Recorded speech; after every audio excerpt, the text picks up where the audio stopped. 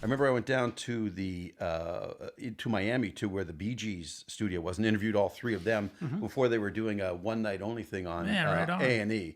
So I interviewed all three of them, and this was uh, prior to everybody having a phone. And I remember Barry Gibb, we were in there, and the three of them were there. This is, of course, before Morris passed away, but Barry Gibb, I mean, we go walking in, come shakes your hand, shakes the cameraman's hand, shakes the producer's hand, shakes my hand, gives us all, all the PR people are going, well, you got 15 minutes, like at the 40-minute mark, I'm going like this, going, well, we're never going to use all this. But anyway, and so ended, stood up, would you like a picture? Unfortunately, no, we didn't have a camera, but that's how generous they were. I went down and did Garth Brooks in Nashville 1 month after 9/11. Wow. He was releasing a new album. I'll never forget this one because there was some guy from the country CMA or the country channel here, CMT, and myself and one other person, and they put us in this room to listen to his new release. So we're sitting in a room, it's not unlike this, but full of speakers, and we're sitting there listening to it. And I'm going, well, something is really off here, and we're just looking at each other. And about the third song in, his manager comes in and says, "Sorry, we were playing that at the wrong speed." And so I thought I was here for a Chipmunks concert. So, so then we all listened, and then Garth Brooks comes in, sits down all the time. Like, Hi, guys. Yeah, exactly. Oh, so that's Garth. and I did people like Tim McGraw and Faith Hill, and I did an interview with Jack Very Nicklaus cool. once, who was sort of I'm a golfer, or like golfing. Yeah, yeah. And so this interview came with Jack Nicklaus, and I remember there are different kinds of golf balls, and I remember our producer said, "We got to get a golf ball with the Canada M logo on to give to Jack." I said, "Don't do that." I knew right away this was. I said, "Don't do that. Don't do that."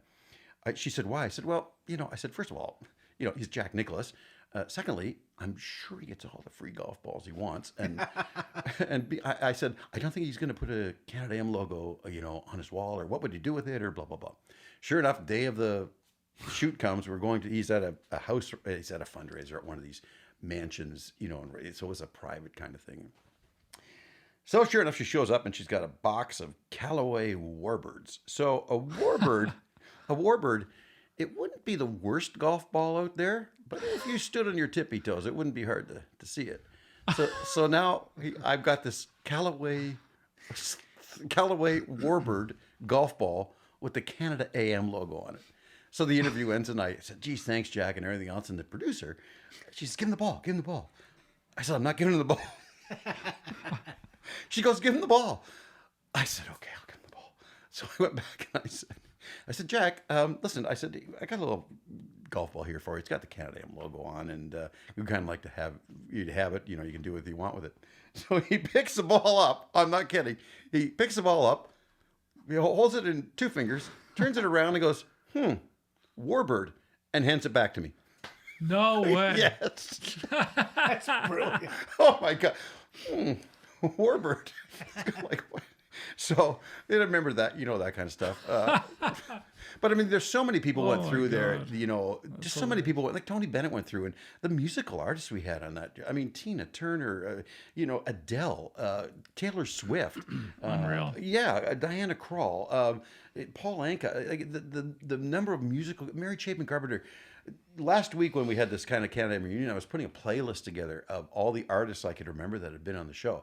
I mean, we had some duds, but you had to take the duds to get the big ones. That's just how the record companies work. Sure, of course. But we had some great, I remember one day, the best artist ever on Canada AM was Amanda Marshall, beyond the shadow of a doubt. She sounded note for note. I'll never forget it. Really? But my Cool. most surprising thing was I was in there. So I used to get there about... get up at 3:45, so I had to be at work by between 4:28 and 4:31. Although that sounds a little obsessive compulsive. If I was 1 minute later, for some reason, my whole morning was thrown off. And I remember I was going on, and I always was in makeup probably 5:30 to 5:40.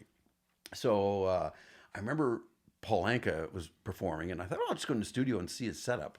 So I walked in the studio. It is 5:40, and Paul Anka is in there directing his own rehearsal. That's a pro. That's a pro. Because generally, and his segment wasn't till 8:45.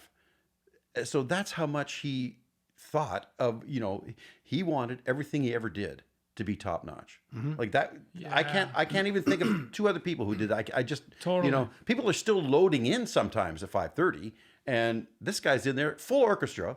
The, what he was promoting, so he did a bunch of cover versions one time of, like, he did Van Halen's Jump, and he did, the songs are actually pretty cringeworthy, but, well, you just can't, Paul Anka, everybody jump. That's awesome.